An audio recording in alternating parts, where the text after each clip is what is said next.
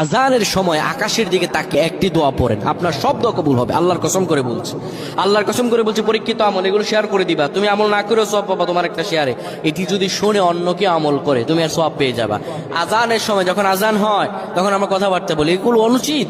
আপনি আজানের সময় আকাশের দিকে তাকিয়ে একটি দোয়া পড়বেন। এই দোয়াটি আমরা অনেকেই পারি।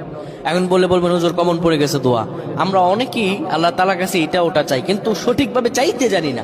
সঠিকভাবে কোনো ব্যক্তি যদি চায় আমার আল্লাহ তাকে দয়া করবেন। আল্লাহ বলেন, বান্দা উদউনি আস্তাজিব লাকুম, আমার কাছে চাও আমি আল্লাহ সব দিয়ে দিব। সুবহানাল্লাহ।